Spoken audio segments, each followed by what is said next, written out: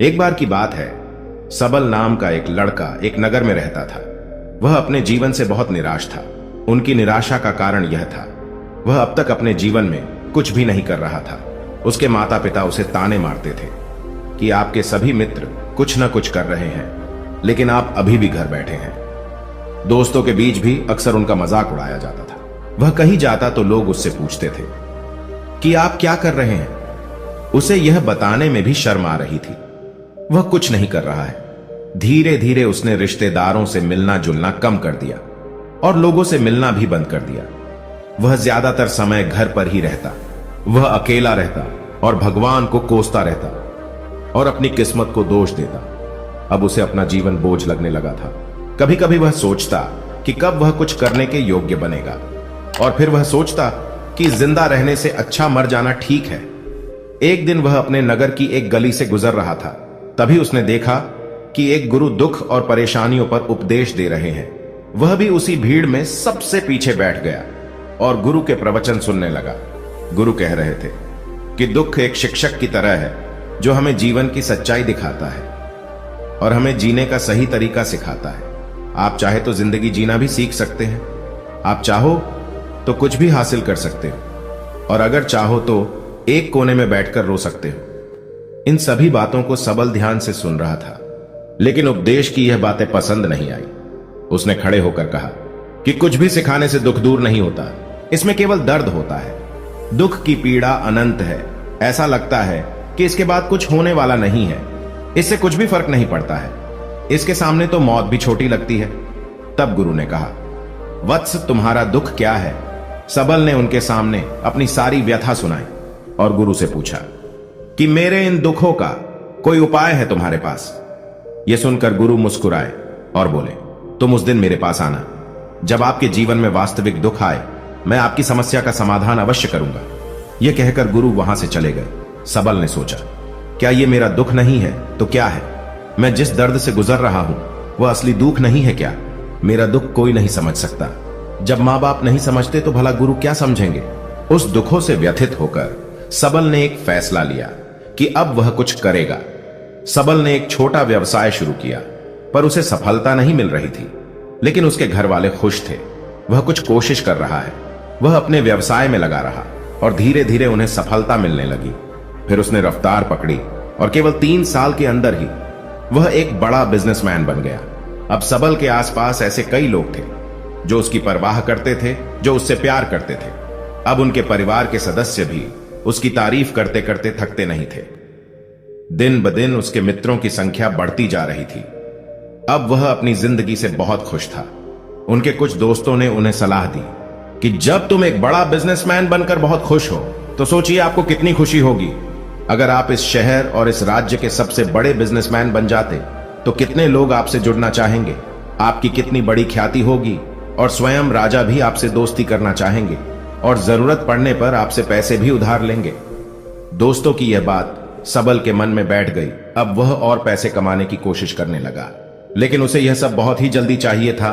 वह समय बर्बाद नहीं करना चाहता था। वह अधिकांश समय इन चीजों को प्राप्त करने में लगाने लगा। इसलिए वह ऐसे काम करने लगा जो सही नहीं थे।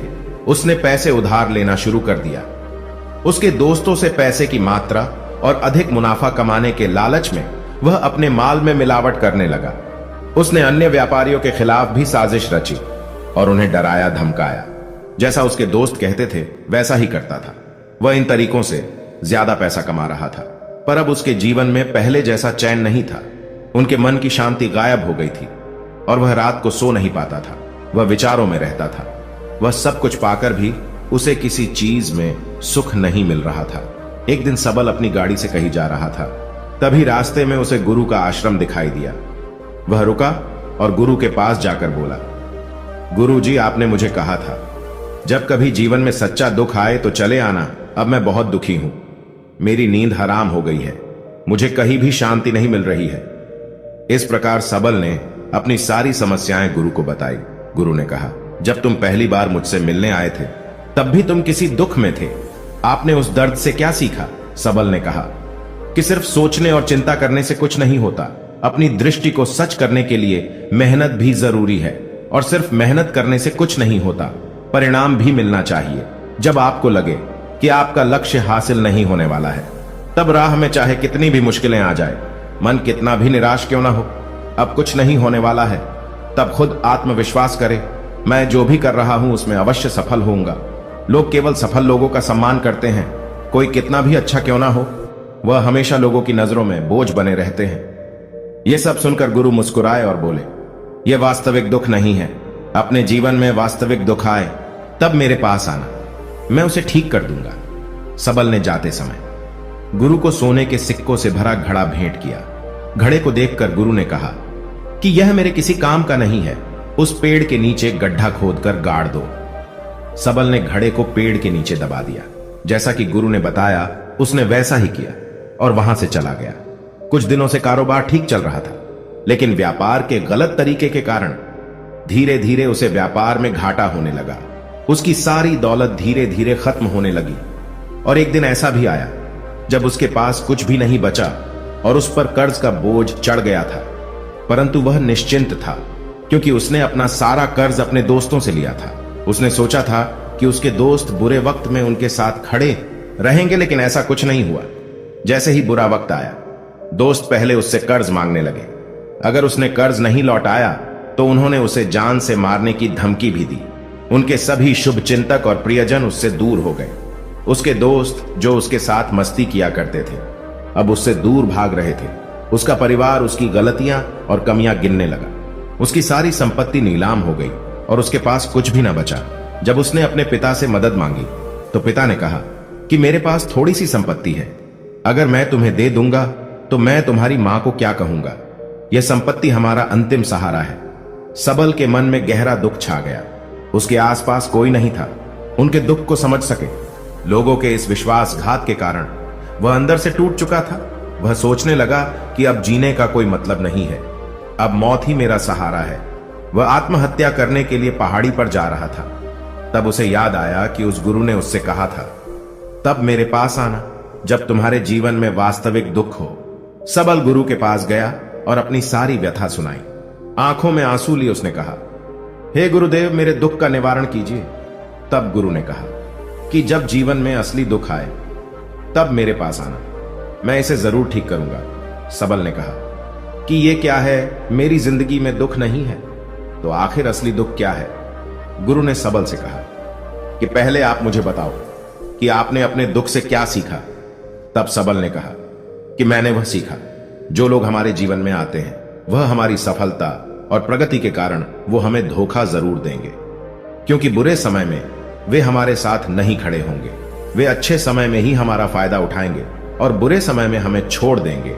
उन लोगों पर ही भरोसा करें जो हमारे बुरे समय में हमारे साथ खड़े रहते हैं। लेकिन ऐसे लोग बहुत कम होते हैं, लेकिन जिनके पास है उन्हें उनकी सराहना करनी चाहिए, उनका अपमान नहीं करना चाहिए।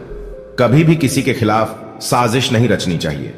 अपना काम ईमानदारी और धैर्य से करें और कभी लालची न बने। अपने सारे दुख दर्द और अनुभव बयां करने के बाद सबल गुरुजी के सामने आंखों में आंसू लिए बैठ गया। कुछ देर बाद गुरु उठे और पेड़ के नीचे गड्ढा खोदा और वो घड़ा निकाला जो सोने के सिक्कों से भरा हुआ था। उसने सबल को देकर कहा, मेरे पास तब आना जब तुम्हारे जीवन में वास्तविक दुख हो। सबल ने अपने गुरु को धन्यवाद दिया और उसे प्रणाम करके चला गया। उस पैसों से उसने एक छोटा सा व्यवसाय शुरू किया। अब वह छोटा व्यापारी बनकर भी खुश था। उसने पूरी लगन और ईमानदारी से कारोबार किया और जल्द ही वह अपने शहर का एक बड़ा व्यापारी बन गया। उसका जीवन सुख सुविधाओं से भरा हुआ था। लेकिन कोई कितना भी अच्छा क्यों ना हो, लेकिन जीवन में दुख आता है, तो सबल के जीवन में भी दुख आया। अपने माता पिता की मृत्यु हो गई। वे दोनों एक ही दिन मर गए।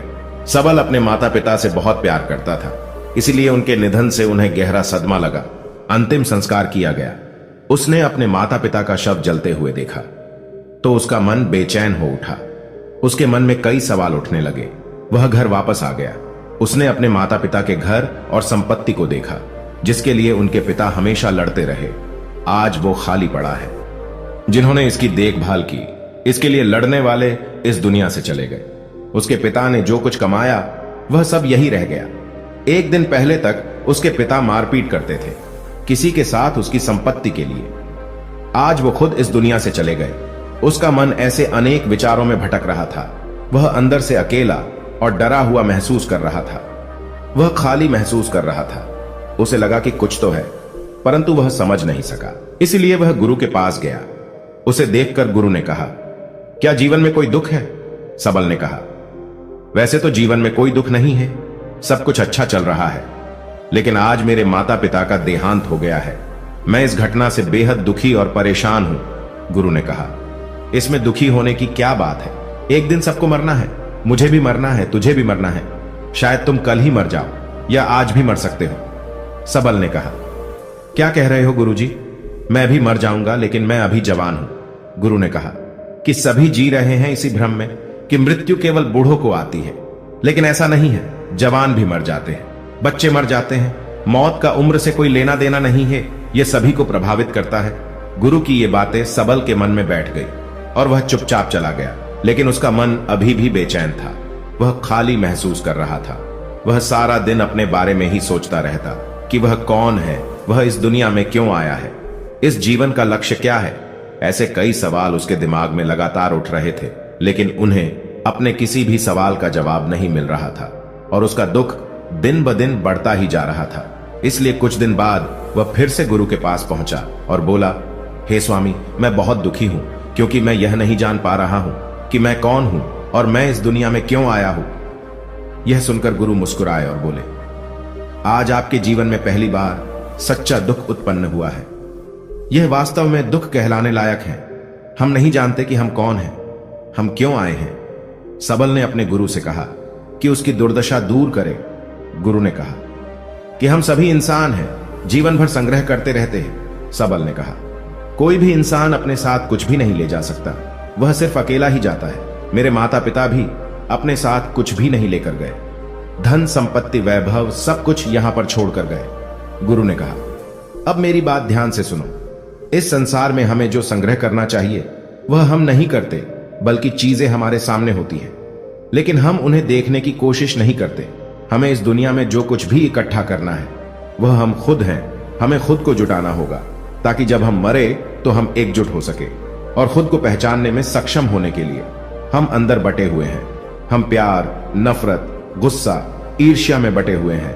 क्रूरता, धन, स्थिति, प्रतिष्ठा, सम्मान, पहचान, धर्म, जाति, सैकड़ों हजारों ऐसी चीजों और इच्छाओं में हम विभाजित हैं और टुकड़ों में जीवन जी रहे हैं। इस विभाजन के कारण हमारी चेतना कभी एक नहीं हो सकती। हमारी चेतना व शक्ति बिखरी हुई है, इसलिए हमारे पास इतना समय नहीं है, इतनी ऊर्जा नहीं कि हम मुड़ सकते हैं और अपने भीतर देख सकते हैं। वास्तव में धन, सम्मान और सुविधाओं के अभाव को लोग दुख समझते हैं और जीवन भर के लिए इसे दुख कहकर रोते रहते हैं और समाधान खोजने का प्रयास करते रहते हैं। उन्हें अपना समाधान कभी नहीं मिलेगा, क्योंकि जिसे लोग दुख कहते हैं वह वास्तविक दुख नहीं है। यह सिर्फ एक आदमी की इच्छा है, उसकी इच्छा कभी पूरी नहीं होती। इसीलिए व्यक्ति को कभी उनके प्रश्नों का समाधान नहीं मिलता। इसलिए इन सब से परे यदि आप अपने दुखों का परम समाधान चाहते हैं तो सबसे पहले खुद को समेटना होगा। इस दुनिया से अपनी ऊर्जा वापस ले लो और इकट्ठा करो। अपने आप पर ध्यान केंद्रित करो, स्वयं पर ध्यान दो। अपने मृत्यु से पहले अपने आप को जानने की कोशिश करो। बिखरो मत, सबल ने कहा। गुरुजी, क्या हम इस संसार को छोड़ दें? हमारी सभी इच्छाओं को मार देना चाहिए। किसी से प्रेम नहीं करना चाहिए, धन संग्रह नहीं करना चाहिए, सम्मान की आशा छोड़ देनी चाहिए। गुरु ने कहा कि भावनाओं और इच्छाओं से ऐसे बिखरे हुए मनुष्य में से बाहर निकल आओ, जैसे कोई पत्थर पहाड़ से अलग होकर गिरे तो जिस पर पर्वत का कोई कंट्रोल नहीं होता, सिवाय देखने या परेशान होना और कुछ खोना। ठीक वैसे ही बिखरे हुए मनुष्य की इच्छाएं बेकाबू और दर्दनाक है। उसका अनियंत्रित मन इच्छा करता रहता है और कल्पना करता रहता है और यह दुख देता है। लेकिन जब एक व्यक्ति अपने मन को एकत्र करता है तो वह जो कुछ भी करता है वह उसके नियंत्रण में होता है। फिर उसकी इच्छा से इच्छाएं भी उत्पन्न होती है। फिर सबल ने कहा कि आपने मेरे असली दुख का समाधान कर दिया। आपका बहुत बहुत धन्यवाद। अब से मैं खुद को समेटने और खुद को तलाशने की कोशिश करूंगा। गुरु ने कहा कि मानव शरीर में बहुत ऊर्जा और शक्ति है, लेकिन यह फालतू के कामों में बटा हुआ है, बेकार की बातों में लगा हुआ है। यह एक बहुत ही शक्तिशाली मशीन की तरह है और वह बिना सोचे समझे अपनी शक्ति बर्बाद कर रहा है और बिना किसी नियंत्रण के, इसीलिए इस शक्ति पर ध्यान दे, अपनी चेतना और इसे इकट्ठा करे। सबल को अपने प्रश्नों का उत्तर मिल गया। उसने अपने गुरु का धन्यवाद किया और चुपचाप चला गया।